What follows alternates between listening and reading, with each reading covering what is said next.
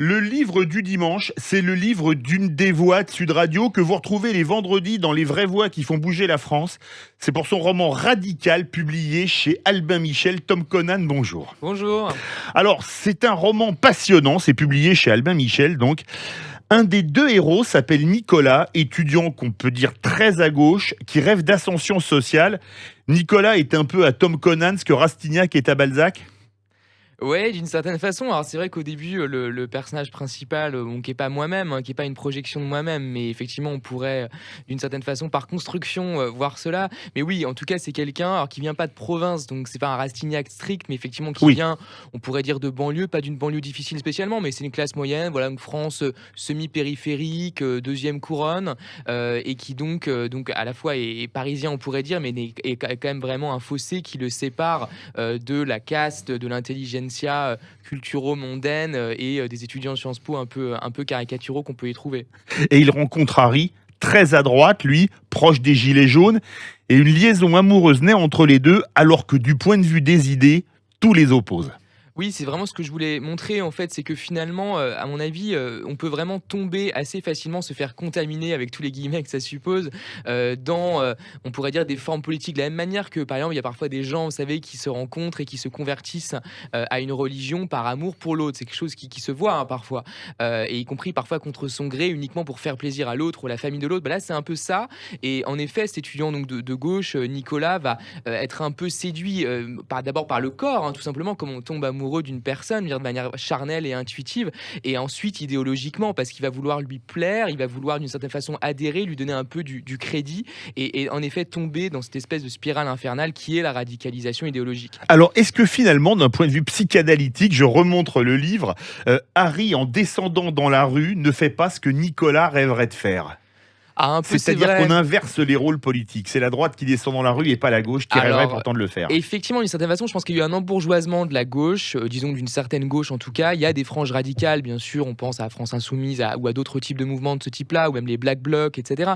Mais fondamentalement, oui, il y a quand même un peu une espèce comme ça de fin de l'histoire, comme disait Fukuyama, c'est-à-dire vraiment voilà, un monde un peu mondialisé, ouvert, sympatoche, les réseaux sociaux. Et moi, je suis complètement dedans, je veux dire, c'est quelque chose que je vis, donc pas forcément que je rejette directement, mais en effet, aujourd'hui, il y a des poils à gratter, il y a des choses qui nous dérangent, des choses qu'on ne veut pas voir et qui sont peut-être du côté de la droite. Encore une fois, qu'il ne s'agit pas de célébrer, mais par contre de comprendre et de voir pourquoi il peut y avoir ces phénomènes de radicalisation aussi forts et aussi sincères, on pourrait dire également. Alors justement, est-ce qu'en quelque sorte la rencontre entre Nicolas et Harry, pardon, c'est pas la rencontre de la gauche embourgeoisée et de la droite des perdants de la mondialisation, comme lui, il vient de province, par exemple. C'est vrai, alors moi j'ai voulu effectivement brosser un petit peu ce portrait un peu en écho à la fois aux Gilets jaunes en effet, comme vous l'avez dit, mais également à ce qui s'est passé dans d'autres pays, le Brexit par exemple, les gens qui étaient vraiment pour la sortie de du Royaume-Uni de l'Union Européenne, ou même éventuellement les partisans de Trump, c'est-à-dire effectivement cette frange un peu déclassée, classe moyenne, mais classe moyenne en voie de paupérisation avancée tout de même,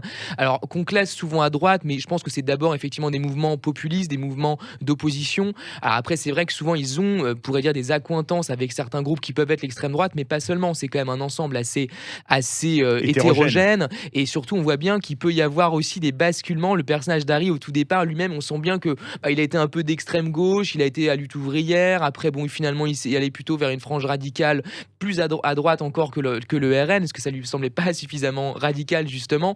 Donc en fait on voit que c'est plutôt une espèce de volonté de surgir, on pourrait dire des bas-fonds, voilà, de faire sortir une révolte un petit peu de cette insatisfaction fondamentale. Alors la description de la société que vous faites est très sombre. Pourtant, c'est pas un roman noir.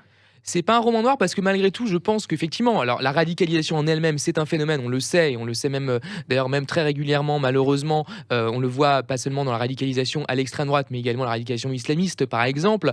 Donc c'est quelque chose vraiment de très sombre par essence, on pourrait dire, parce c'est vraiment une vision mortifère de la vie, de la société.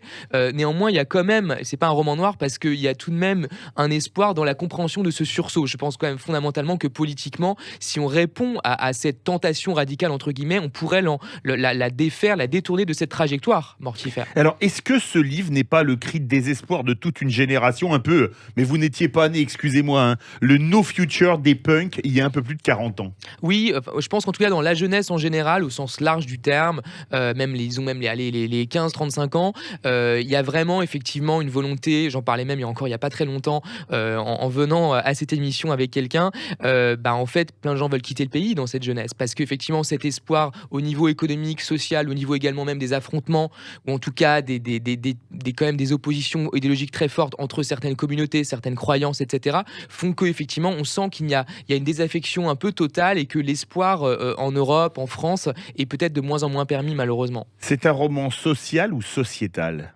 Je pense que c'est d'abord un roman social et c'est pour ça que j'ai voulu parler des Gilets jaunes comme étant un peu un point d'ancrage à ce déroulement un petit peu de cette description de la société française qui se délite et qui va peut-être vers une forme de partition d'une certaine façon, même si je l'appelle absolument pas de mes voeux. Mais donc c'est d'abord social. Je pense que même ces mouvements-là, je l'ai dit tout à l'heure, le Brexit, les mouvements populistes en faveur de Trump, etc. Encore une fois, moi que je critique plutôt qu'autre chose, mais il faut quand même s'en saisir, il faut les comprendre, il faut pas les mépriser et parce que c'est le grand retour du social. Emmanuel Todd, par exemple, a très bien compris ça, par exemple, au sujet de Trump et des gens qui ont voté pour Trump il y a 4 ans. Donc c'est le grand retour du social et justement les questions sociétales un peu périphériques, même si certaines peuvent être centrales, à mon avis, sont reléguées au second plan actuellement. Dernière question, votre livre, finalement, je le remontre, il est très dans l'actualité américaine avec ces deux conceptions de la politique et de la nation et de la société qui sont irréconciliables. Alors effectivement, on voit en ce moment avec effectivement Biden, Trump aux États-Unis, les deux camps qui se déchirent.